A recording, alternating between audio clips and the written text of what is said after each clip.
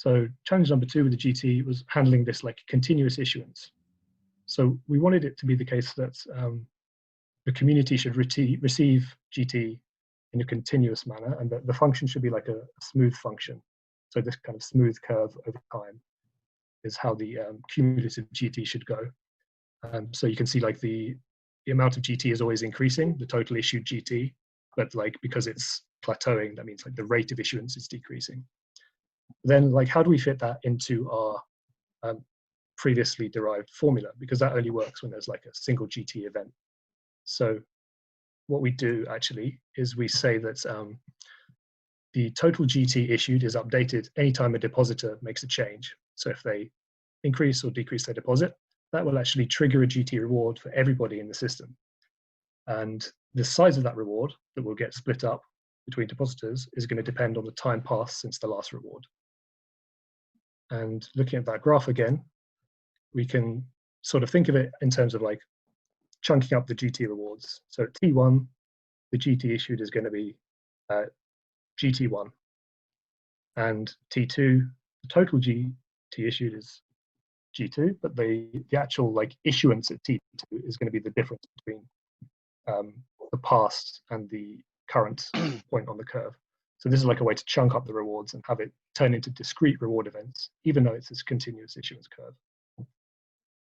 Okay, so another challenge that has come up is how to pay out the GT rewards to the front ends. So the kind of math we talked about before is how it works for depositors, but then we also want the system to actually, I'll just skip ahead a slide, in fact, to reward front ends based on the deposits made through them. So we want it to be the case that the depositor earns a cut of the GT and the front end earns a cut as well. And that like ratio of who gets what is determined by the front end's kickback rate. And just to skip back, yeah, so we need to figure out how to give GT rewards to the front end. And turned out a good way to do that is actually just to model like a virtual stake for the front end and make it the sum of all the deposits that were made through that front end. So we can see here front end A has had deposits 1, 2, and 3 made through it. And therefore its virtual stake is actually the sum of deposits 1, 2, and 3. Similarly for front end B, we can see depositor 4 here actually didn't make a deposit through a front end. Perhaps he just submitted a transaction directly to an Ethereum node. So he isn't tagged with the front end. He doesn't like pay any kickback, or he gets the full cut of the GT that his deposit earns. And so with these kind of like composite stakes for the front ends, we then have a nice way to issue rewards to both depositors and front ends. So what happens when we need to actually update a deposit? So say somebody wants to top up or withdraw. In that case, they're going to make their top up, and what that will do is change the size of the stake, which is attached to the front end that they're tagged with. And in doing so, that will also simultaneously issue GT to the front end and to the depositor. So it's like the system clears out any kind of pending GT rewards for the depositor and the front end that it's part of. And it just, everything stays in sync in that way whenever somebody changes their deposit. Okay, moving on to the next challenge. We had to think about like what happens when deposits transition between being eligible or not eligible for GT. And this comes back to something we mentioned in the previous call, where we were thinking about like who should really earn it. And we decided that GT should be given to borrower depositors. So that is a depositor who also has a trove. But this leads to a couple of like interesting questions. What happens if somebody makes their deposit first and they open a trove afterwards? In that case, we've decided like the simplest thing to do is say that the depositor must just fully withdraw and redeposit to start earning GT. So that's quite a straightforward case. But then what happens if they do something like this? They could open a trove, make a deposit, and then close their trove. In that case, we definitely want the deposit to become ineligible for GT, because they shouldn't be allowed to earn any rewards if they've stopped being a borrower. So what happens there is the deposit is detagged from the front end, and it's removed from the virtual stake that the front end owns. So the deposit is detagged, doesn't earn any more GT, and the GT earned by the front end is reduced. So this is again like quite a composite way to change both the depositor and the front end's earnings and keep it all in sync. So in summary, we've got this scalable GT reward distribution, which is like constant gas cost independent of the size of the system. The continuous GT issuance has been transformed into like being split into chunks that can be very easily updated by anybody. And that's like updating it for the whole system. And perhaps by depositing or withdrawing maybe $1. So it's like very easy to keep up to date. Then the GT rewards for depositors and front ends are like all kept in sync, proportional to their share of the total deposits. And they can change dynamically, both deposit and front end stake, according to when a depositor tops up or withdraws. So that's the state of the GT implementation. And yeah, the design is all finalized, and I'm kind of knee deep in actually coding it up and solving those implementation, well, putting it into code essentially. So yeah, that's it from me.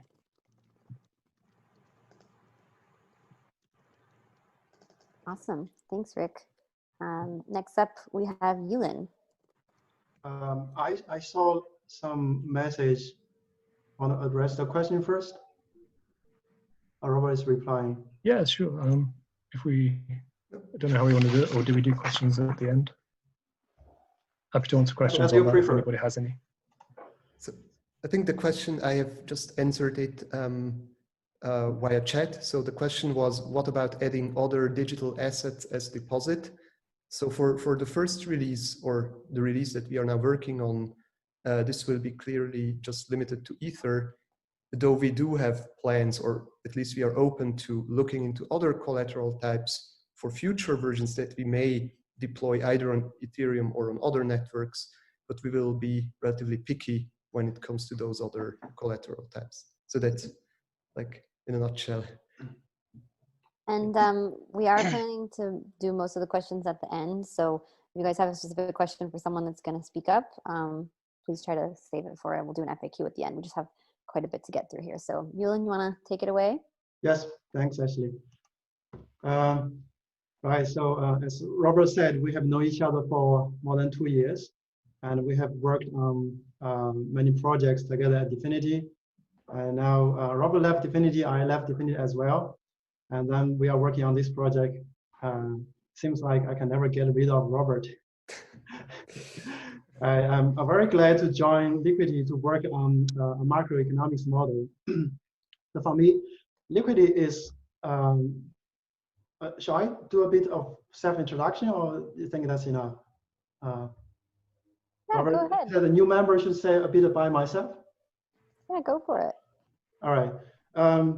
So my background is, what Robert said, quantum physics, and then I switched my PhD to economics, and then my research was mostly on monetary theory, macroeconomics, and also financial stability. And then in 2018, I joined Liquity, sorry, not Liquity, Definity, to work on the crypto economics and on-chain governance, and that's how I met Robert.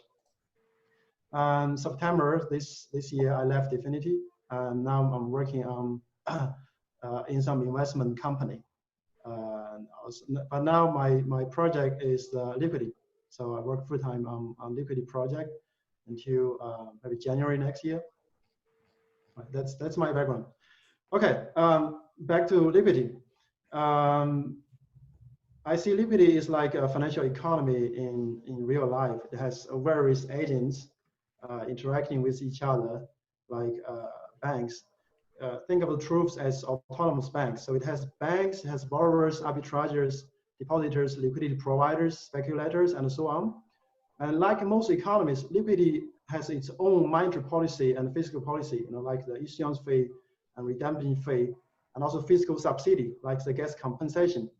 And even has a macro-prudential policy, if you think of this 110% collateral ratio. So Liquity is a stablecoin protocol, but it has all the features a real economy has.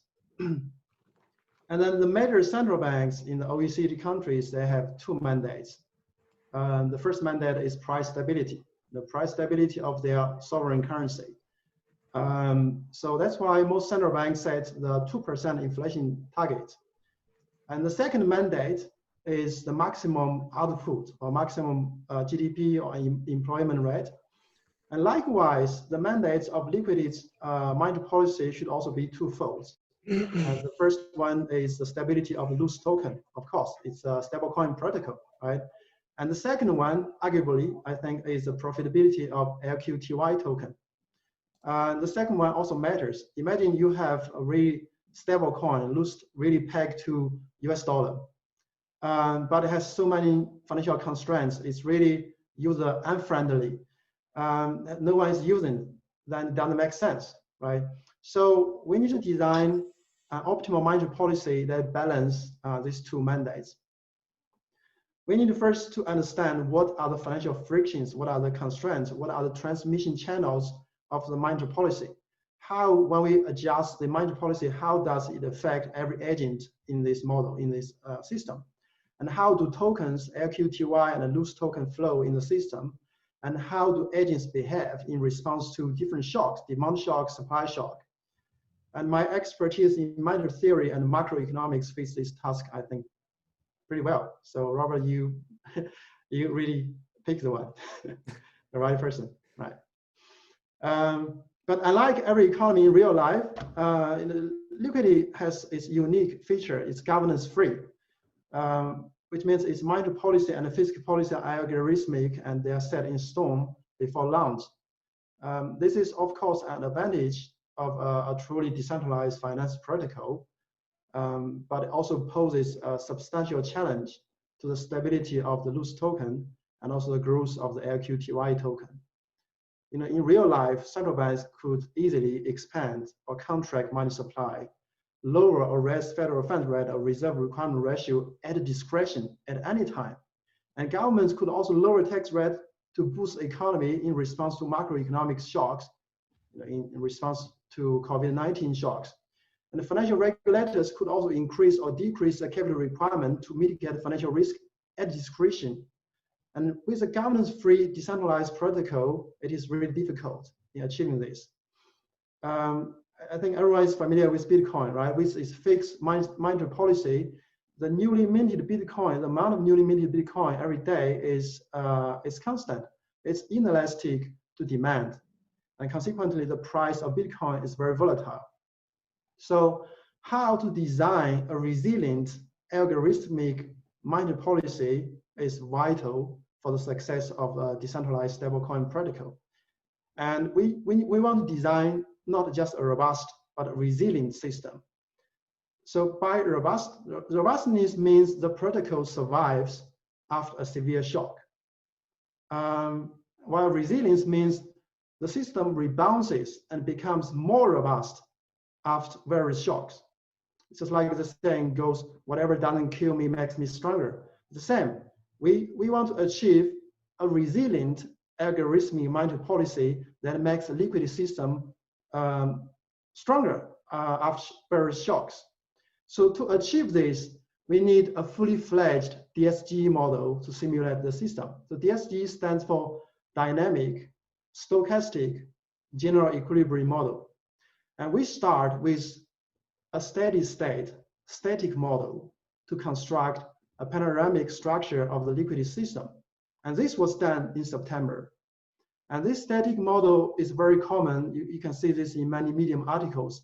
It is just a toy model and it shows some intuitions, but it is way, way too simple to be used for serious economic analysis. And that's why now we are adding two more components, the dynamics and shocks, to the model. And this completes the D and S of the DSG model, dynamic and stochastic. And we are almost done in this step. And the next step is to add a general equilibrium component. And this yields an endogenous loose price dynamics. And this is very important. We want to get a price that is determined by all the behaviors of agents in the system, not an exogenous price dynamics, right? And the last part of the theoretical model is the dynamic macro process of the LQTY token, and also its impact on the whole system. And this part is kind of independent from the DSG model, but we still need it. So we leave it at the end. And the current plan is to complete the theoretical model by end of October and the simulation by end of November. And then with a fully fledged macroeconomics DSG model and simulation ready at hand, we could test the resilience of the monetary policy and the various shocks and eventually find the optimal one. All right, maybe some further remark. My thinking of stablecoin. I believe stablecoin now has a huge market. I would say for the moment, it is the largest use case for blockchain, for crypto space. And I have no doubt that it will grow larger in the next couple of years, from maybe 20 billion to 100 billion. Previously, I had research experience at universities and industry at Liquity, and also designed the cycle stablecoin for Liquity. And I also had a lot of discussions with Robert on decentralized finance protocol on stablecoins. I could say with confidence that if Liquity is not the most promising stablecoin protocol, it is one of the very few most promising stablecoin protocols. I firmly believe that Liquity will reshape the current landscape of the stablecoin market. We will see that in next year. Awesome. Thanks, Yulin. Is that all from you, or do you have more? I feel like I could listen to you talk about this all day. But I got some questions. I'll address them in. I think we addressed all of them. Yeah. Okay, awesome. Thank you so much for that. I don't know. I think we probably need to do one of these just of Yulin, like going on about this. This is fun to listen to for sure. Okay, but next up we have Boyan, who's going to talk about our UI plans. Hey everyone, my name is Boyan. I'm working on operations, and I used to, or I met Robert as well at Definity. I used to work for one of the investors in Liquity, and about 2 months ago I joined Liquity, and I'm involved with the current UI designs, and I'll be making a small presentation about our current progress. So let me share my screen. I have to say those are quite fresh.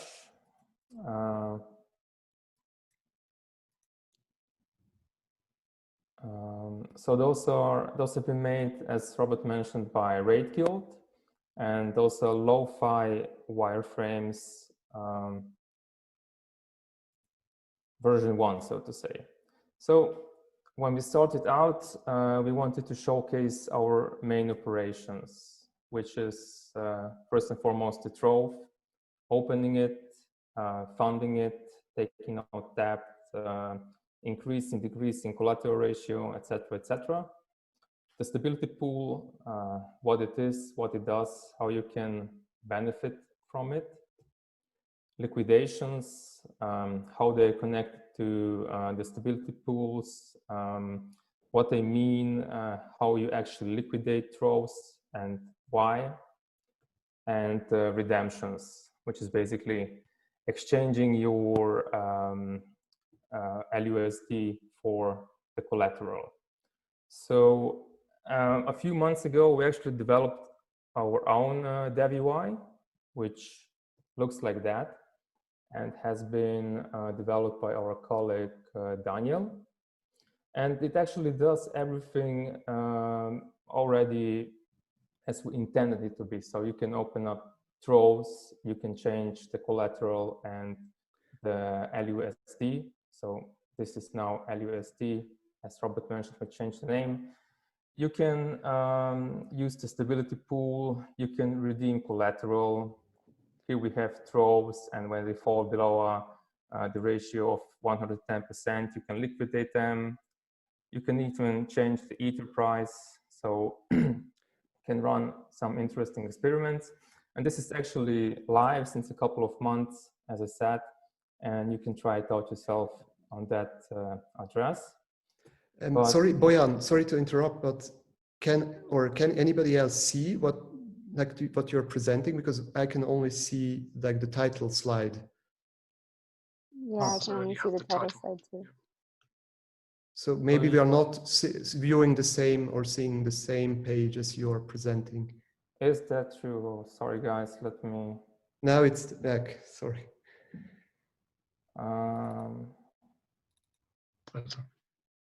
Maybe you can. Yeah, we can see the slide now. Seems like I shared the wrong screen. Ah. Apologies for that.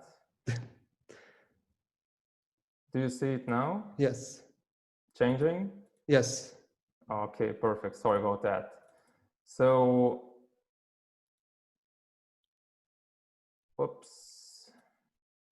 So the original dev UI. So this has been developed by Daniel, as I said, and this is live and can be tested. And as I said, it has all the operations we wanted to showcase. So you can open troves and change the amounts of debt and collateral. You can use the stability pool. You'll get gains from liquidations, so everything is working. You can redeem collateral from your LUSD.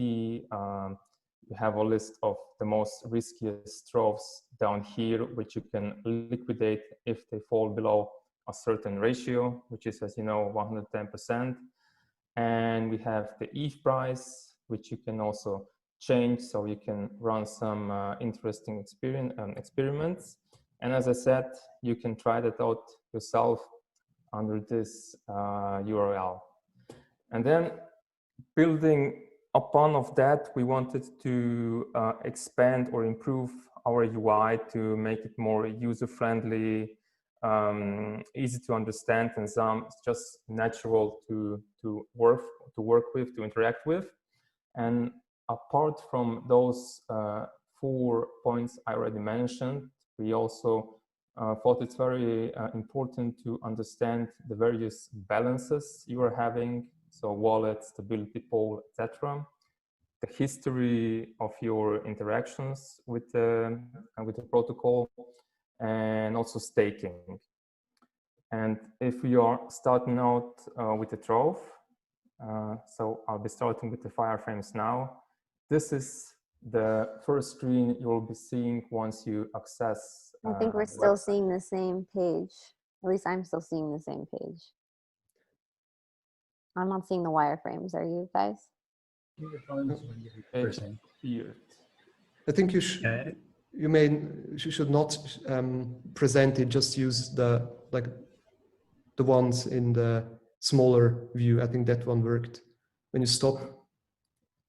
Okay. Look at the full screen view. Doesn't work. Now it's this one we can see. So just leave it maybe. Mm-hmm. Well, please. We won't be having any effects, but I guess we have to live with that. So when you access our website, this is the first screen you will be seeing, and you'll be prompted to connect your wallet. Once you do that, this button will change to open a trove, and the next screen will show how the trove will be looking once it's funded. So here we wanted to show an easy way to change the collateral and debt amounts. Very importantly, see the collateral ratio.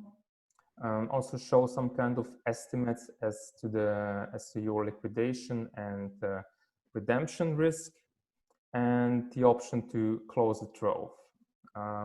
We think those sliders are pretty interesting to a way to change your ratio. But this is still version 1, so we'll be improving on those.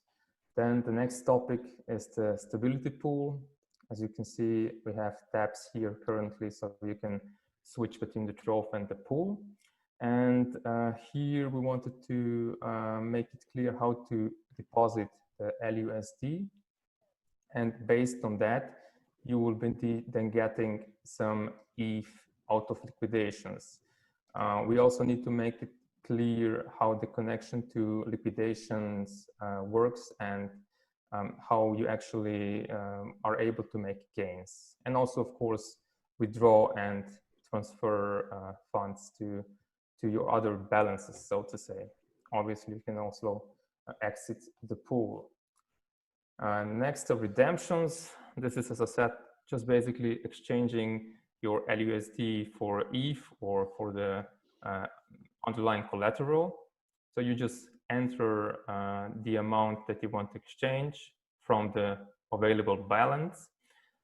There will be also info on the redemption fee, so you need to pay something or pay a fee for that operation. And that's basically pretty straightforward. The next point are liquidations. And as I saw in the original dev UI, there is a list, or will be a list, of riskiest troves. And you will be able to close or liquidate those, and stability depositors will then get a gain from those operations. So you should understand which are eligible troves, how you can close them. Right now we have a trash can here, but that might change in the future, and how those gains are connected to the stability pool. Next one, very important, balances. Here we have an overview of funds. Currently, the trove is selected, but we have different places where your funds are located. So you might still have some in your wallet, staked, or in the stability pool. So you can change between those places to see your balance there. Very important would also be to somehow visually represent that, for example, this LUSD in the trove is actually debt. So this is not something you technically own yet, so to say. History, another topic. We will have trove history, deposit history, most likely also some history of stability pool operations, staking, etc. But in any case, it will be a detailed list of the actions you have taken. And last but not least, a screenshot of the whole page. And we, as I said, we just started those. So those are lo-fi wireframes, but we are working hard on getting it done and up and running until the end of this year. If you guys have any questions or suggestions based on those designs, feel free to ping us on Discord or just ask questions here in Zoom. So that would be it for me.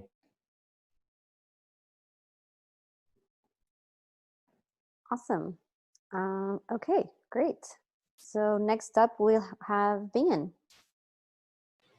Hey everyone.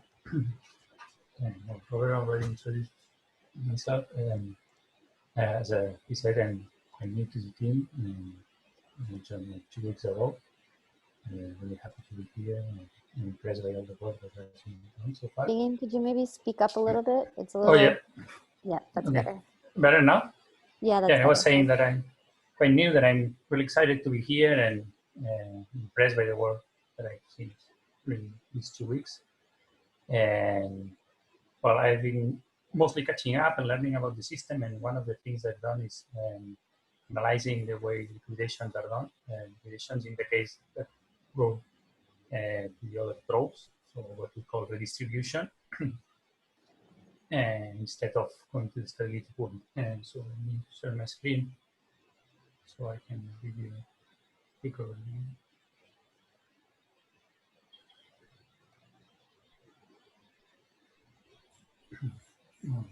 And so what I try to do, try to understand problem, the solution we currently have, and potential alternatives. Is try to plot these charts to see it in a more visual way. And so let's finally read what we have here. In the horizontal axis, we have the debt. And in the vertical axis, we have the collateral. both are in the same currency, that would be like LUSD. So the collateral is already multiplied by the price. This, and then, as you can imagine, now the slope of any point that would correspond to a throw in this chart represents the collateral ratio. So the steepest the slope is, and the higher the collateral ratio, and therefore the healthier the throw is. The red line here represents the limit, this 110%, and the green one is the average, which won't change because we are redistributing, so we are just moving the collateral in the amount of the throws. The L throw that we see here below is slightly under the limit, so it's going to be liquidated. And the problem, what we need to do is redistribute all both components, the horizontal and the vertical. So, like, let's say, split this vector OL into chunks, apply it to the rest of the throws, and then see what happens where those points end up. What are our constraints or our assumptions? The first one, the most important for us, is that the collateral ratio order is maintained. So if you think about visually here, that would mean that the order in the slope or the angle would be the same. So for instance, let's imagine one pretty naive distribution. We get the vector OL and put it all of it. We apply it to A3, to this point up here. As you can see, it would end up at the end of this dotted line, and therefore it would have like a worse collateral ratio than A4. That cannot happen. That is like the most important assumption. The second assumption, this is quite obvious, is that we need to redistribute the whole OL vector, the whole arrow. We need to redistribute it among all other throws. And the third one, this is a weak assumption, as you will see in the end, is it seems like a nice property to redistribute this collateral and debt proportionally. That means that each throw receives the same proportion of debt and collateral. And visually, that means that when we apply those vectors, they are going to be all parallel and parallel to the original one, OL. Okay? And that's why these dotted lines are cut, because the maximum that we can do is apply the whole OL vector, and of course it's going to be less of it. Okay, so that's like the problem, and now we're going to see our solution and alternatives. Here there's an explanation. Oh, by the way, we plan to release a blog post about this, because of course I won't be able to go into all the details here, but the blog post will have them all, and later if you read it and are interested, you can discuss on Discord or whatever. Can you please speak up a bit, Bingen? Oh yeah, yeah. Sorry. All right. First solution: redistributing proportional to collateral. So the idea is for each throw, we're gonna give it the amount of this vector OL proportional to the amount of collateral it has. You can see the formula here. That means that the throws or the points that are higher in this chart are going to receive a higher amount of this OL vector. You can see here that, for instance, the throw A3 is becoming B3, and if you see this distance is bigger than, for instance, the one received by A1, that is way smaller, because the collateral is less. This is our current solution. It works pretty well. It complies with all the assumptions, and has a couple of very important and nice properties. First thing is, as you can see, these throws here, A3 and A4, are receiving more collateral, and it happens they are healthier, and that's a good thing. So, especially because we don't want A2, for instance, to go too close to the red line. That's a good property, although this one could probably improve, but it behaves pretty well in that regard. And the other nice property that we cannot see here is that we have a very good implementation in constant time in Pico 1. Like, the idea is quite similar to first challenge that Rick explained a while ago. And that's really important. Because as you can imagine, we cannot, as he explained before, we cannot go through all of the throws and then have OR or something like that. Because here we have 4, but of course we could have like thousands or maybe, I don't know, hundreds of thousands of throws or whatever. Okay, here we have another way of representing this. The idea is kind of taking polar coordinates, but I'm going to skip this because I don't have time. Another alternative, okay, we said before proportional to collateral. What about we do it proportional to debt? So the other axis. It works, it complies with the assumptions, but the problem is that you can see here that what I was saying before, like for instance, H2 is getting a big piece of the cake, but that means also that, so it means that two things. One is that it's getting close to the red line, that's not good. And also it seems like less fair because we want like the good tropes, the healthy tropes to have a better reward, because when you receive the redistribution,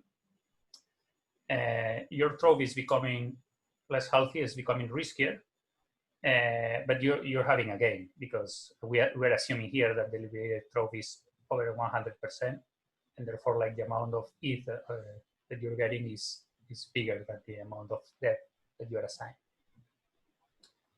And in the polar view. And here, well, there are several attempts. One of them is like, okay, I just said that we want to reward especially the throws with big collateral ratio. What about we try to put this collateral ratio into the formula? And it's what I did here. So we are multiplying by the collateral because we saw that it behaves well, but also by the collateral ratio. It's like formula that you can see here. The behavior is really nice because we achieve this effect of having, for instance, here A3 with a big reward, and you can see that A1 and A2 are barely moving. That's really good. The problem, we don't comply with one of the assumptions. It's kind of hard to see here, but point B3 has now a worse collateral ratio than before, so the order was broken. So that cannot happen at all. This is another assumption. And then a couple of more attempts, and then the thought is like, what about if we remove the last assumption, the one that I said it was weak? So instead of doing all the redistribution in the same proportion, so we break the parallel lines.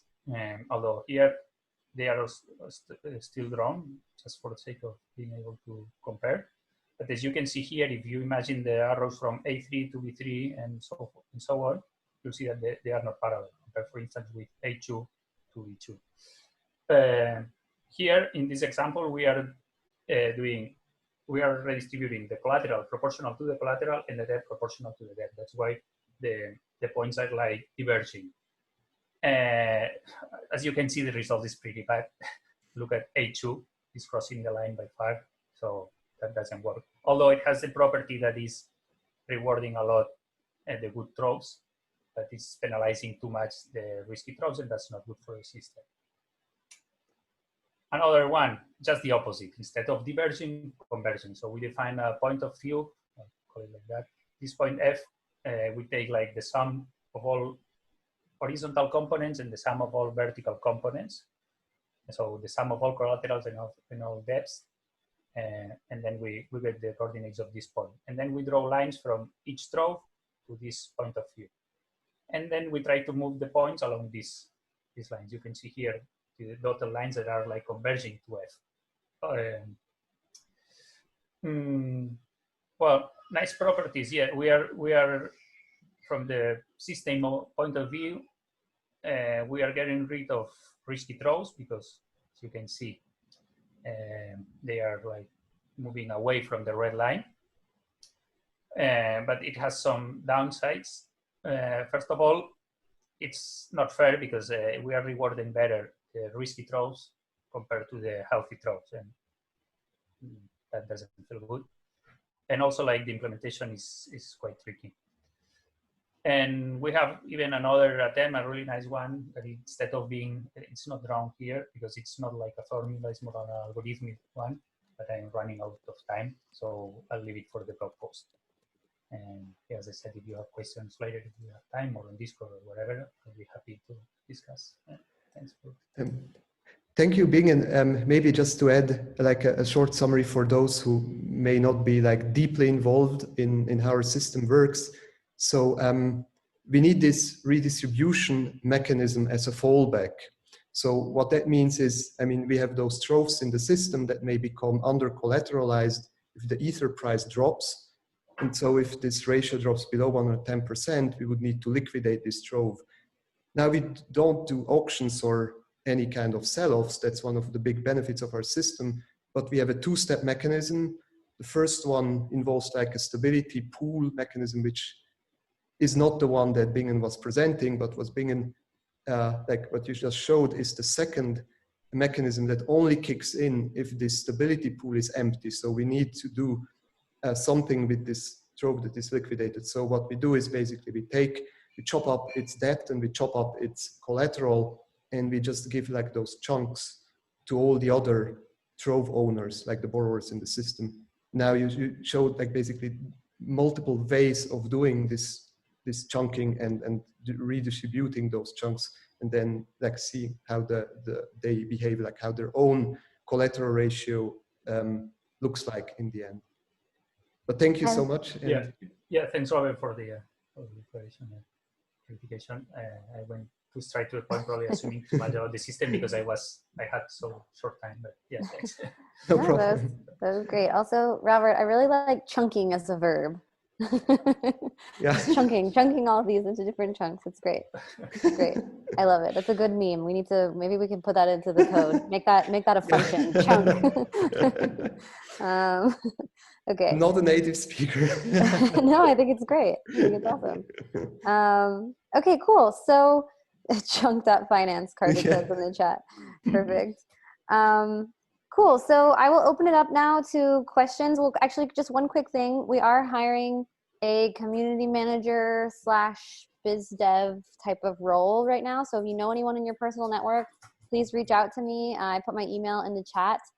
So if any of you are interested in a role like that or know anyone that would be, please send us a message. And then finally, I will open the floor to questions. So if anyone wants to ask something of anyone that was speaking here tonight, the floor is yours.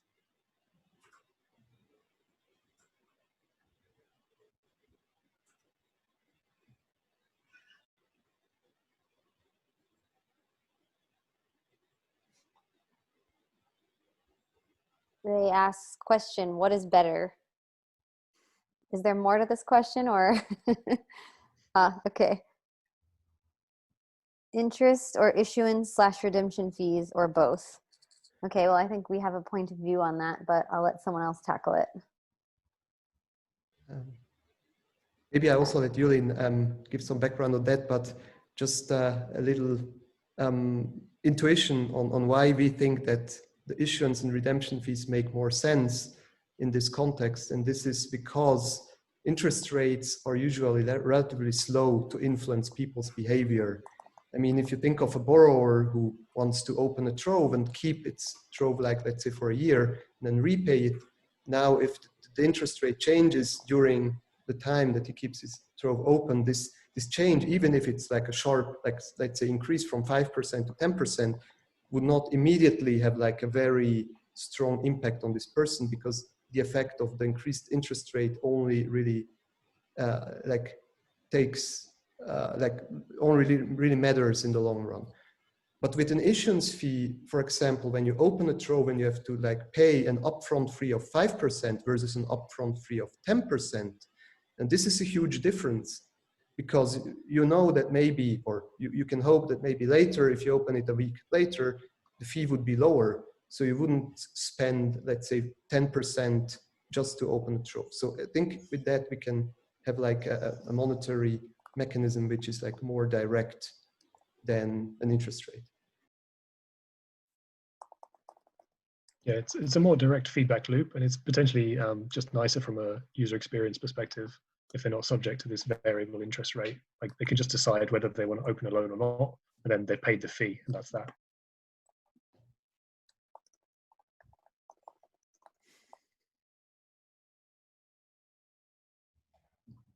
Thank you.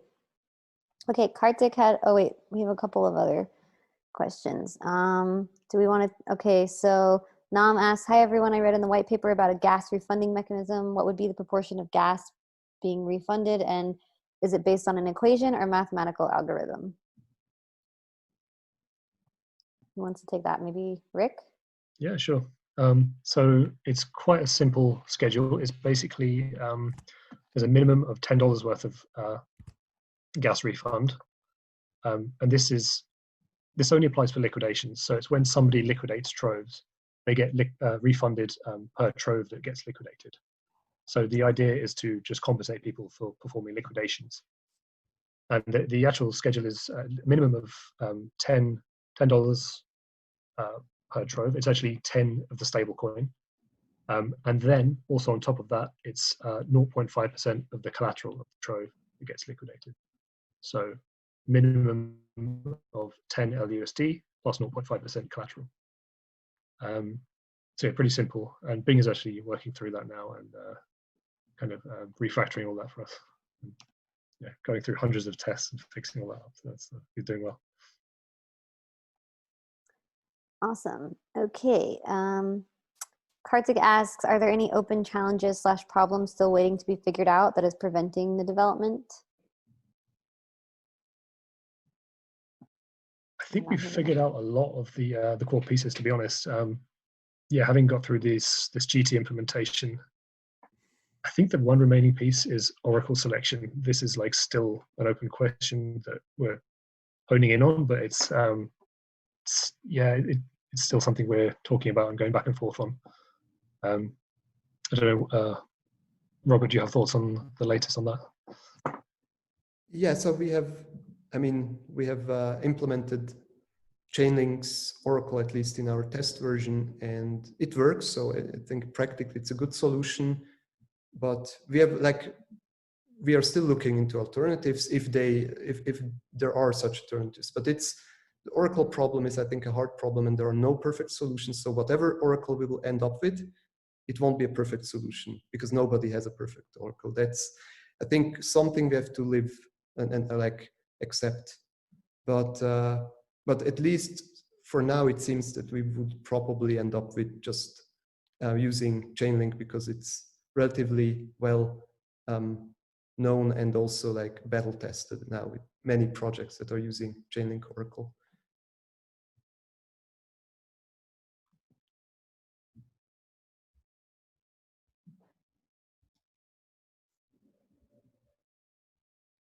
All right, did we have any other questions?